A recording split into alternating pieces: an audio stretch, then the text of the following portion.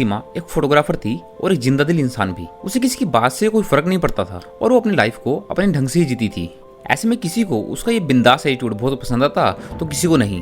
हालांकि जो भी था वो अपनी फोटोग्राफी से जो भी कमाया था वो सब पैसा उन्होंने पहाड़ों में नई नई जगह घूमने में लगा देती थी। सीमा को अकेले घूमना बहुत पसंद था। कहते थे इससे वो फिर से जिंदा दिल हो जाती थी और एक बार फिर से वो एक नए हिल स्टेशन पर घूमने आई थी। वो हिल स्टेशन एक गाँव के पास था।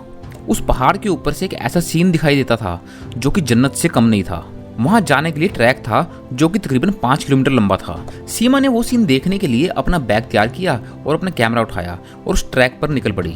उसके साथ कुछ और भी लोग थे उस ट्रैक पर चढ़ने की तैयारी में, पर सीमा तो बस ऊपर के व्यू के बारे में सोचती हुई खुद को मोटिवेट करती जा रही थी। कुछ दूर चलते ही सीमा को पहाड़ के ऊपर जा रहा एक कच्चा रास्ता दिखा। सीमा ने ठीक से देखा तो वो कच्चा रास्ता जाकर ऊपर ट्रैक से मिल रहा था। शॉर्टकट, अरे वाह मजा आ जाएगा, ये ट्रिप तो और भी इंटरेस्टिंग होती जा रही है। खुद से कहते हुए सीमा में जोश भर गया और सीमा को ट्रैकिंग का काफी अच्छा एक्सपीरियंस भी था तो उसने वो कच्चा रास्ता ले लिया। लेकिन उस कच्चे रास्ते पर चलते सीमा को अब आधा घंटा हो चुका था। अब तक तो उसे ट्रैक वाले रास्ते पर पहुंच जाना चाहिए था, लेकिन अब तो वो पहाड़ के किसी घने जंगल में आ चुकी थी। जब सीमा ने वापस मुड़कर देखा तो उसे वापस जाने का कोई रास्ता समझ नहीं आ रहा था। दरअसल उसे रास्ता दिख ही नहीं रहा था, मानो उसके आगे कदम रखते ही आगे का नया रास्ता बन जाता, लेकिन पीछे का रास्ता मिट जाता। और अब तो उसके फोन में नेटवर्क आने भी बंद हो गए थे। जब पूरी तरह उसने अपने हालात का मुआयना किया तो उसे अब थोड़ी सी परेशानी होने लगी थी। ये सब क्या हो रहा है मेरे साथ, कहीं मैंने शॉर्टकट लेकर गलती तो नहीं कर दी। सीमा मन ही मन में खुद से कहती हुई अपनी किस्मत को कोसती हुई रास्ता खोजने लगी।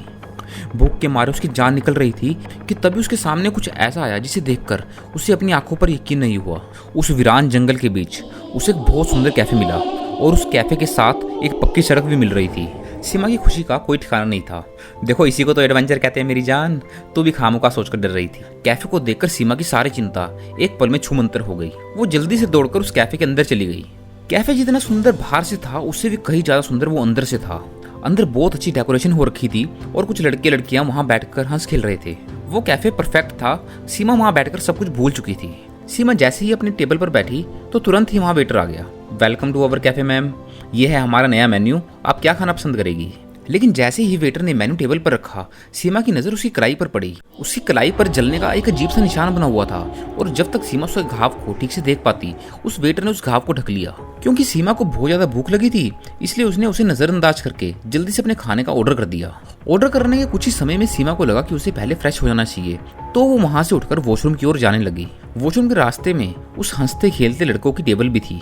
तभी उसने देखा कि उनमें से एक लड़के के सिर पर एक घाव भी था और ये घाव ठीक उसी वेटर की तरह लग रहा था। ये घाव का निशान तो मैंने शायद उस वेटर के हाथ पर भी देखा था। फिर अगले ही पल खुद ही अपनी बात काटते हुए बोली, क्या सीमा, लगता है तू भी खुशी के मारे पागल होती जा रही है। एक तो इतनी मुश्किल से कैफे मिला है और तू है कि खुद ही सीआईडी खेल रही है। मन में ऐसे कहते हुए वो खुद को दिलासा दे रही थी, लेकिन वो अचानक से जम गई जब उसने देखा कि कैफे में मौजूद हर शख्स के जिस्म पर किसी न किसी तरह का जलने का निशान बना हुआ है। किसी के चेहरे पर, किसी के गले पर तो किसी के कंधे पर। सीमा उन घावों को देखने में इतनी गुम हो गई थी कि उसने ध्यान ही नहीं दिया कि वो हंसते खेलते लोग अब बिल्कुल शांत हो चुके थे और वो सब के सब अब सीमा को बहुत ही डरावनी तरह से घूर रहे थे। सीमा को लगा कि शायद लोगों के घाव देखने पर वो लोग नाराज हो गए हैं। वो सभी को सॉरी बोलकर वहां से सीधा वॉशरूम की ओर चली गई। कहीं सच में कोई गलती तो नहीं कर दी मैंने, पर एक जैसा निशान सबके जिस्म पर कैसे पॉसिबल है। वॉशरूम में हाथ मुंह धोते हुए वो सबके घावों के बारे में सोच रही थी, पर जैसे ही मुंह धोने के बाद उसने सर उठाकर शीशे में देखा तो उसकी रूह कांप उठी। उस वॉशरूम के शीशे में वो वॉशरूम पूरी तरह जला हुआ दिख रहा था। तभी अचानक से उसे बहुत जोर जोर से चीखने चिल्लाने की आवाज आने लगी, लेकिन ये सब कुछ थोड़ी देर में बंद हो गया। पर जब तक सीमा कुछ समझ पाती तब तक सब कुछ पहले जैसा हो चुका था। पर अब सीमा को लगने लगा था कि इस जगह में सचमुच कुछ ना कुछ तो गड़बड़ है। लेकिन सीमा को इतनी भूख लगी हुई थी कि उसने सोचा कि जल्द से जल्द अपना पेट भर के वो वहां से निकल जाएगी। सीमा सर झुकाकर अपने टेबल पर पहुंची और उसने खाने का इंतजार करते हुए उसने एक सिगरेट जलाई और पीने लगी। सीमा ने सिगरेट का धुआं छोड़ते हुए देखा कि पूरे कैफे में बिल्कुल सन्नाटा है और कैफे में मौजूद हर इंसान उसे घूर कर देख रहा है और उन सबकी आंखों में इतना गुस्सा था कि सीमा घबरा उठी। अब देखते ही देखते उन सब के चेहरे बदलने लगे और उनके शरीर बिल्कुल काले पड़ गए। वो वेटर जो सीमा से बहुत हंसकर बातें कर रहा था अब वो सीमा की तरफ बहुत तेजी से गुस्से में दौड़ता आ रहा था। ये देखकर सीमा इतनी सहम गई कि उसके हाथ से कब सिगरेट गिर गई उसे पता ही नहीं चला। लेकिन अब बहुत देर हो चुकी थी, क्योंकि जैसे ही वो कैफे से भागने के लिए मुड़ी तो उसने कुछ ऐसा देखा जो शायद नरक में भी देखने को ना मिले। दरअसल सीमा के सामने सैकड़ों लाशें खड़ी थी जिनके चेहरे जले हुए थे। शरीर के हर हिस्से से मांस के लोथड़े गिर रहे थे और आंखें ऐसी मानो कि अंगारे जल रहे हो। सभी रोते हुए चीखते चिल्लाते हुए सीमा को मारने की ओर उसकी तरफ आ रहे थे। सीमा भी खुद को जिंदा रखने की जद्दोजहद में इधर उधर भाग रही थी, लेकिन वो जिधर भी जाती कैफे में मौजूद लाशें उस पर हमला कर देती। मुझे छोड़ दो, मैंने आपको कुछ नहीं बिगाड़ा, मुझे मत मारो, मुझे जिंदा रहने दो, प्लीज मुझे जाने दो।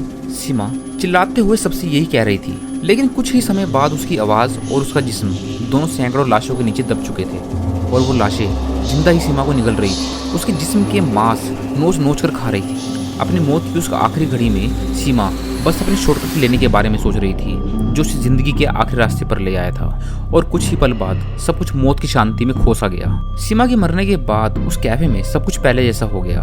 वहाँ की हर चीज बिल्कुल सही और सुंदर थी, जैसे कुछ हुआ ही ना हो। लेकिन जिन भी लोगों ने उस कैफे में कदम रखा वो सभी अब दुनिया का हिस्सा नहीं रहे। बस इतनी सी थी ये कहानी।